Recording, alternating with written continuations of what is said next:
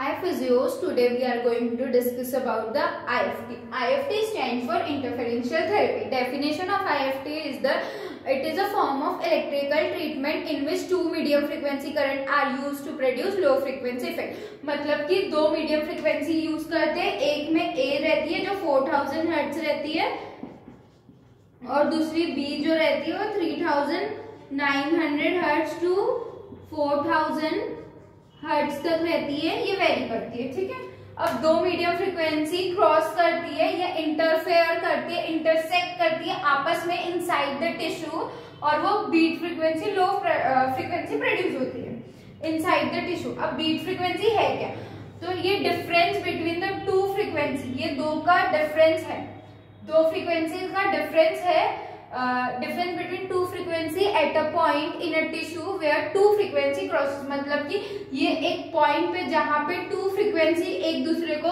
Cut कर रही है, क्रॉस कर रही है, इंटरसेक्ट कर रही है इनसाइड द पेशेंट टिश्यू, वो बीट फ्रीक्वेंसी है। तो बीट फ्रीक्वेंसी डिफरेंस है दोनों का, तो 4000 हर्ट्ज माइनस 3900 हर्ट्ज, तो यहाँ पे बीट फ्रीक्वेंसी कितनी हुई 100 हर्ट्ज।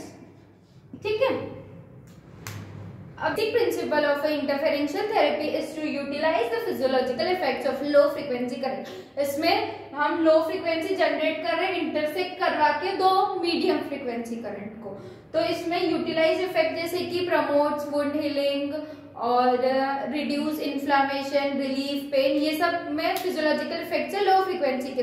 हम लो फ्रीक्वेंसी के इफेक्ट्स यूटिलाइज कर रहे हैं आईएफटी में। कैसे, जैसे कि हम आईएफटी में फ्रीक्वेंसी हाई रखते हैं 4000 हर्ट्ज और हम यही टेंस में फ्रीक्वेंसी 50 हर्ट्ज रखते हैं, तो हम फ्रीक्वेंसी 50 हर्ट्ज रखते हैं तो स्किन इम्पिडेंस जो है वो ज्यादा होता है लो फ्रीक्वेंसी में। जैसे टेंस में स्किन इम्पिडेंस ज्यादा होने के कारण पेशेंट डिस्कंफर्टेबल हो जाता है और वो बस सुपरफिशियल इफेक्ट्स के लिए होती है, लेकिन जो आईएफटी है वो डीप इफेक्ट देती है। ठीक है, इनसाइड द टिश्यू वो डीप तक पेनिट्रेट भी करती है और इफेक्टिव भी रहती है ये ट्रीटमेंट, क्योंकि इसमें फ्रीक्वेंसी ज्यादा होने के कारण इम्पिडेंस होती है। तो इसमें ऐसा होता है कि जब फ्रीक्वेंसी कम होती है, lower the stimulation frequency greater the skin impedance और मोर डिस्कंफर्टेबल होता है।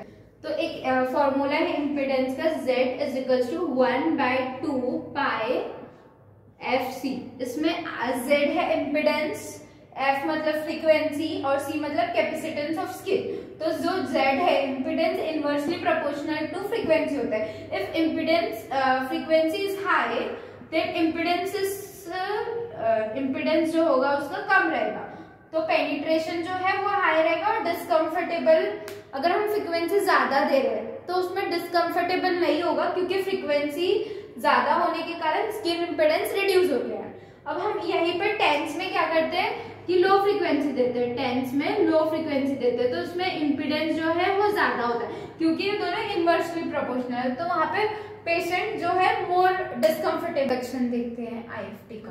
तो इसमें दो इलेक्ट्रोड डायगोनली अपोजिट प्लेस करने हैं, 4000 हर्ट्ज ये कांस्टेंट करंट रहेगा और 3900 ये वेरिड करंट रहेगा। सर्किट ए 4000 हर्ट्ज का रहेगा जो डायगोनली अपोजिट रहना चाहिए, और सर्किट बी इसमें करंट वेरी कर सकते हैं। ठीक है, तो यहाँ पे बीट फ्रीक्वेंसी यहाँ प्रोड्यूस हो रही है, तो जहां मैक्सिमम इंटरफेरेंस हो रहा है करंट यहाँ से भी ऐसे, यहाँ से भी, तो मैक्सिमम इंटरफेरेंस यहाँ पे हो रहा है, तो जहां मैक्सिमम इंटरफेरेंस होता है उसके डायगोनली एक्सटेंडिंग में यहाँ पे 45 डिग्री पे मैक्सिमम इंटरफेरेंस इफेक्ट देखा जाता है। ठीक है, 45 डिग्री के एक्सटेंडिंग, सो यहाँ पे हर इसके 45 डिग्री पे मैक्सिमम इफेक्ट देगा जो ऐसे लेटरली प्रोड्यूस करता है और इंटरसेक्ट होने के बाद यहाँ पे क्लोवर लीफ पैटर्न फॉर्म होता है।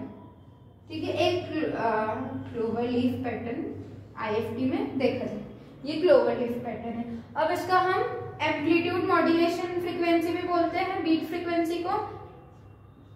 तो ये एम्पलीट्यूड मॉड्यूलेशन कैसे होता है, जैसे कि यहाँ पे दो फ्रीक्वेंसी हो रही है, दो करंट दिए जा रहे हैं, जब ये आपस में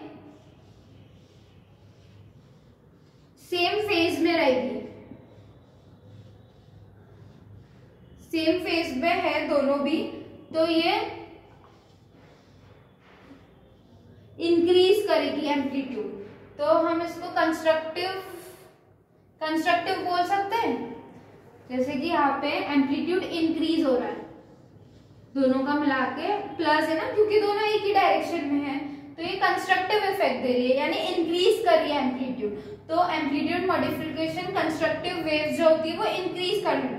अब यहीं पे डिस्ट्रक्टिव, अब ये फेज इसका ऐसा है और इसका दूसरा फेज ऐसा है, तो ये दोनों कैंसिल आउट करके नल देते हैं, तो ये डिस्ट्रक्टिव इसके वजह से होता है। तो इसमें पैटर्न कैसे देखा जाता है, कभी ज्यादा कंस्ट्रक्टिव और डिस्ट्रक्टिव वेव के कारण यहाँ पे एम्पलीट्यूड मॉड्यूलेशन होता है, ठीक है, और एक क्लोवर लीफ पैटर्न फॉर्म करती है। इतना मैंने IFT। अब नॉब्स कैसे, एक कैरियर नॉब, कैरियर नॉब में जो है फ्रीक्वेंसी वो कांस्टेंट रहती है, तो कांस्टेंट फ्रीक्वेंसी हो गई 2 किलोहर्ट्ज और 4 किलोहर्ट्ज। 2 किलोहर्ट्ज किस में देते हैं हम, स्ट्रेंथ को बढ़ाने में 2 किलोहर्ट्ज देते हैं, और अगर पेन को कम करना है तो 4 किलोहर्ट्ज दी जाती है। बेस नॉब, इसमें बेस नॉब में क्या होता है, फ्रीक्वेंसी वेरी करती है in relation to the first circuit, यानी कैरियर नॉब में कांस्टेंट फ्रीक्वेंसी, इसको वेरिएबल करने के लिए हम बेस नॉब देते हैं। अब swift frequency to achieve variable beat frequency instant of a constant frequency, मतलब कि हमको रेंज ऑफ बीट फ्रीक्वेंसी चाहिए तो हम स्विफ्ट नॉब की मदद से यूज कर सकते हैं, स्विफ्ट मोड की मदद से। इसमें क्या होता है, range of beat frequency produce होती है, जैसे कि 5 to 10 सेकेंड के लिए वेरी होगी एक सर्किट में, फिर वापस वो बेस में आएगी, बेस टू स्विफ्ट फ्रीक्वेंसी होती है, बेस टू स्विफ्ट। जैसे एक सर्किट में है, जैसे हमने सेट किया 6 सेकेंड के लिए, तो वो पहले एक सर्किट में 6 सेकेंड के लिए रहेगी, ठीक है, इंक्रीज होके हाईएस्ट फ्रीक्वेंसी तक जाएगी, फिर देन वो 6 सेकेंड है, तो ये ट्रायंगुलर वेव फॉर्म करती है। ट्रायंगुलर हम यूज देते हैं एक्यूट के लिए। अब मैं इसके फ्रीक्वेंसी मॉड्यूलेशन के बारे में बताती हूँ। फ्रीक्वेंसी मॉड्यूलेशन, इसमें हम स्विफ्ट को चेंज कर सकते हैं। स्विफ्ट, जैसे कि स्विफ्ट को हमको चेंज करना है, beat frequency, range of beat frequency के लिए स्विफ्ट हम चेंज करते हैं, तो इसमें क्या होता है, कैन परफॉर्म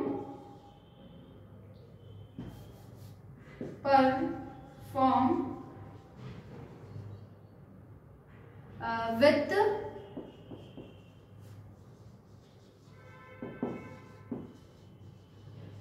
अब फ्रीक्वेंसी रेज और फॉल करके टोटल ड्यूरेशन रेज और फॉल की डिपेंड करती है बेस और स्विफ्ट फ्रीक्वेंसी पे। जैसे कि रेक्टेंगुलर यूज करते हैं क्रोनिक कंडीशन, ये साइन होती है जो मशीन में प्रेजेंट होती है, ये रेक्टेंगुलर, ट्रेपेजॉइड एंड एक्यूट के लिए होती है ट्रायंगुलर। तो ट्रेपेजॉइड हम देते हैं सब एक्यूट के लिए, एक्यूट कंडीशन के लिए रेक्टेंगुलर हम क्रोनिक के लिए देते हैं, और एक्यूट के लिए हम ट्रायंगुलर देते हैं, ठीक है।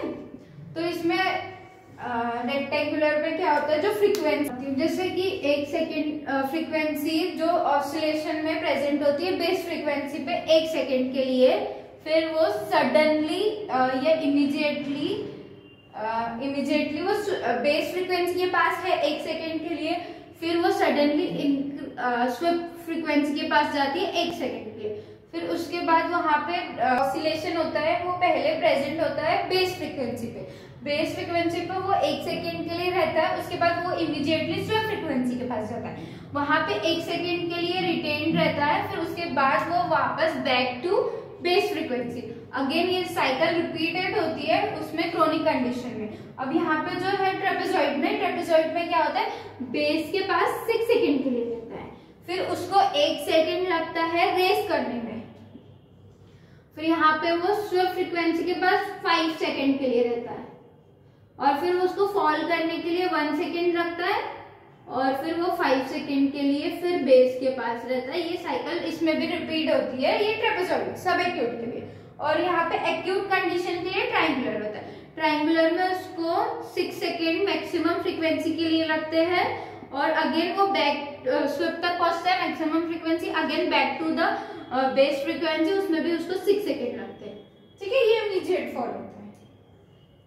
Done for IFT। Next video में हम फिजियोलॉजिकल इफेक्ट, इंडिकेशन, कॉन्ट्राइंडिकेशन देखेंगे।